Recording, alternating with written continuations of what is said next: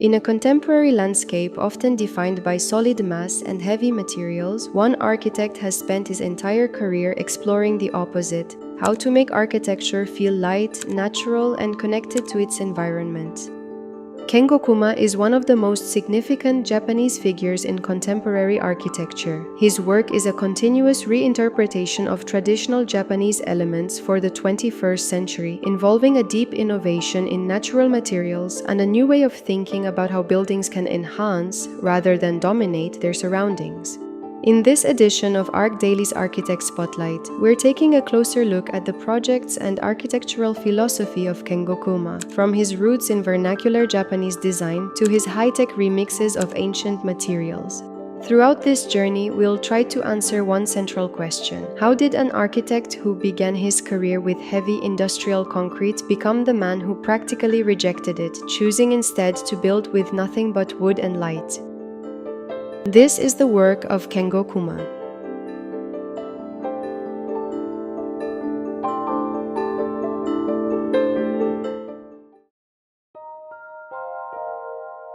Born in Yokohama, Japan in 1954, Kengo Kuma grew up in a traditional Japanese wooden house built in 1942 with tatami mats and sliding paper doors. Though small, it was a warm and welcoming space, one that left a lasting impression. As a child, he was also captivated by Kenzo Tange's Yoyogi National Gymnasium, struck by its scale and presence. These early experiences helped shape his interest in architecture, leading him to study first at the University of Tokyo and later at Columbia University. His first practice, Spatial Design Studio, was founded in 1987, followed in 1990 by his current practice, Kengo Kuma and Associates. In the early 1990s, during the peak of Japan's economic bubble, architecture became a symbol of status and power. It was in this context that Kuma received his first major commission, the M2 building, a Mazda showroom in Tokyo.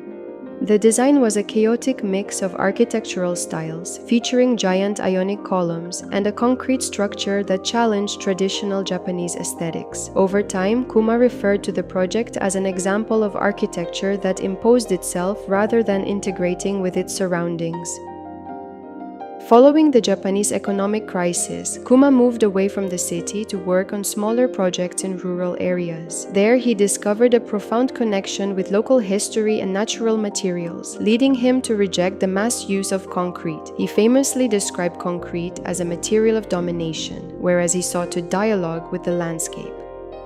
Consequently, wood, stone, bamboo, and paper became his preferred materials, not out of nostalgia, but out of a desire for sustainability and buildings that breathe. His philosophy shifted toward dematerializing architecture, making buildings feel lighter, more human, and capable of transforming with light and time. His stone museum in Nasu is a great example of this, taking local stones to create soft and porous walls which shift in the light. On the other hand, Kuma's work is heavily influenced by the Minka, the traditional Japanese vernacular house, which he reinterprets through the lens of modern innovation. Instead of using solid walls, Kuma utilizes bamboo and wood to achieve a sense of transparency through layering, a technique that allows light and air to move through a structure while still defining its boundaries. In the Great Bamboo Wall, he used bamboo as a structural and rhythmic screen to follow the undulating topography of the landscape, creating a permeable boundary that feels lived in rather than imposed. Kuma refined this approach by scaling traditional joinery into monumental statements. In the Nagasaki Prefectural Art Museum, he applied the logic of the Minka's light-filtering screens to a large-scale civic building, using vertical louvers to mediate the sun and the surrounding canal.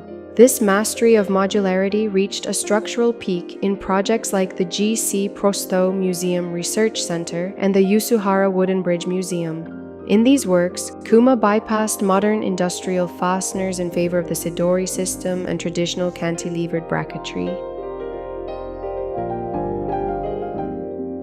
Continuing in the busy streets of Asakusa, surrounded by history, markets, and temples, the Asakusa Culture and Tourism Center rises like a vertical village, stacking its floors to create terraces and viewpoints at every level. The facade is wrapped in wooden slats that filter the sunlight and offer glimpses of what's happening inside, while staying open to the street below. Inside, movement through the building feels natural, guiding visitors easily from one floor to the next. Kuma presents a building that feels alive and approachable, connecting the neighborhood's energy with quiet, thoughtful spaces. Each floor interacts with the outside in its own way, giving every level a distinct character and inviting visitors to pause and observe the city around them.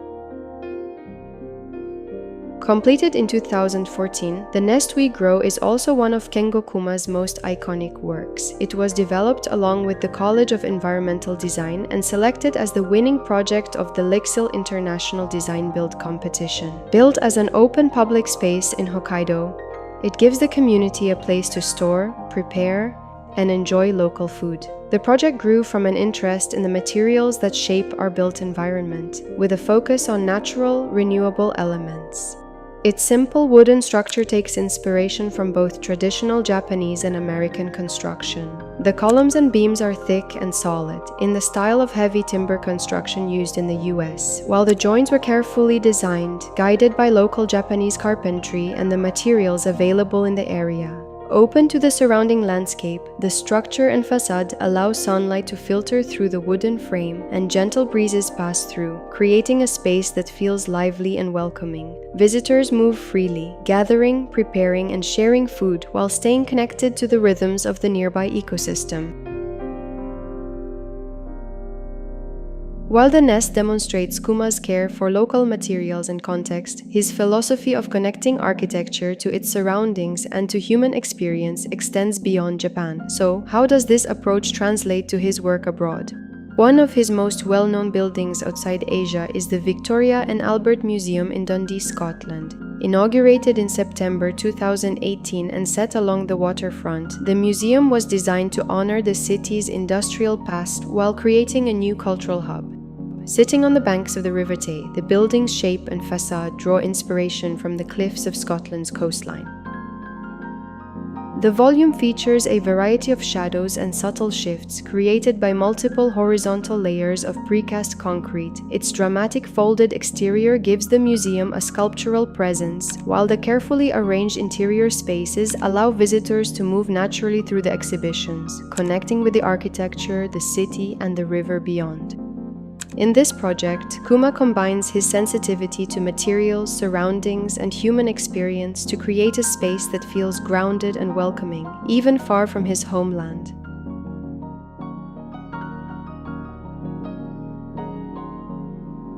As Tokyo prepared for the 2020 Olympic and Paralympic Games, the Japan National Stadium in the Shinjuku district became the centerpiece of the event. The project was first unveiled with a design by Zaha Hadid, but it soon sparked public debate, especially over its size and cost.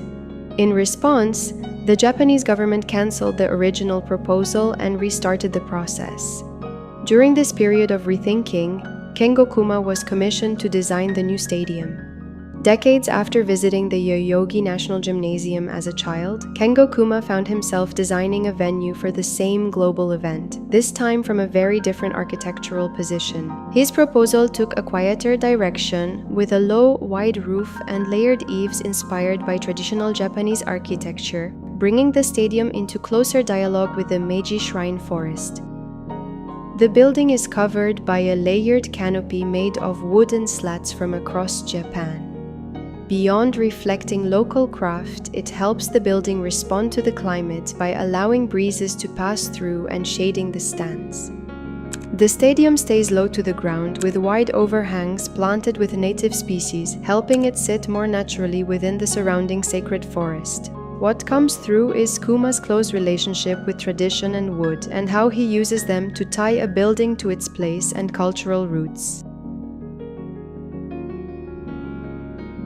Let's move to Yixing in China, often called the City of Ceramics. where Kuma designed the UCCA Clay Museum. The museum celebrates the region's rich ceramic tradition while offering a contemporary space for visitors to explore art and craft. The building takes the shape of a mountain of pottery, inspired by Shushan Mountain. Its layered ceramic facade has a warm, slightly rough texture, similar to traditional Chinese teaware. The ceramic panels reflect the city's long history of craft, passed down over more than 1,000 years, while giving the building a surface that feels rich and tactile. Outside, terraces and paths guide visitors through the site. Inside, the galleries flow easily from one space to the next, connecting the art with people and the surrounding landscape. The museum feels grounded in tradition, yet open and inviting, shaped by light, textured materials, and forms that encourage exploration.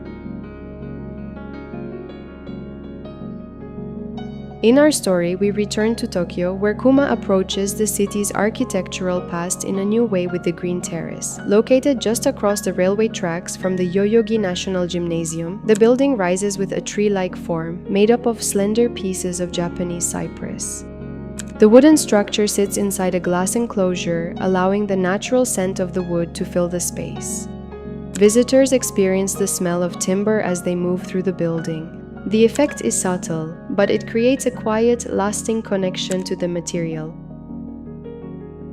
What comes out of this mix of glass, wood, and vegetation? The building draws people in. Views and planted areas blur the line between inside and outside, giving visitors places to pause, connect, and experience the city at a more human scale.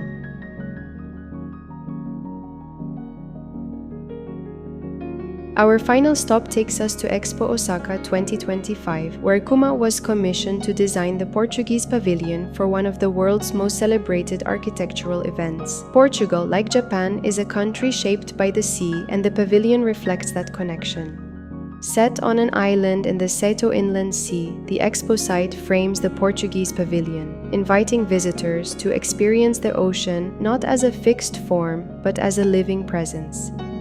The structure feels light and free, almost like a living creature. It moves away from the heavy concrete and steel constructions that have long dominated architecture, creating spaces where people can flow naturally, feel the breeze, and sense the rhythm of the water. By bridging these two maritime nations, Kuma created a design that is both poetic and humane. The pavilion becomes more than a building. It is an immersive experience, alive and responsive, engaging in a quiet conversation with nature and the people within it. Perhaps the most important lesson Kuma offers is this. Before focusing on form, color, or space itself, he reminds us to notice what surrounds us, both what we can see and feel, like trees, water, and breeze, and the intangible, like culture and memory. His attention to these elements shapes how his buildings are lived in and function. As he once explained while speaking at the Royal Academy of Arts in London, sushi is a helpful metaphor for his architecture. The secret, he said, is choosing the best material from the place in season. If the journey of the ingredients is too long, the sushi's taste is compromised. This is something modern technology cannot solve, which is why the careful use of local materials becomes central to his style.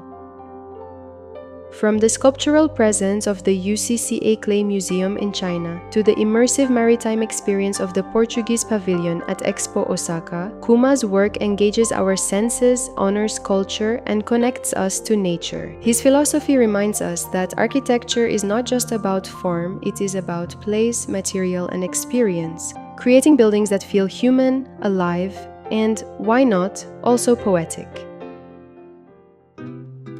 How do you relate to Kengo Kuma's philosophy of architecture? Does it feel familiar or open up a new way of seeing buildings and spaces? Share your thoughts in the comments. Don't forget to like and subscribe to stay connected with the latest stories in architecture. Turn on notifications so you never miss an episode, and share this video with a friend who loves design as much as you do. Thanks for joining us, and see you next time on ArchDaily's Architect Spotlight.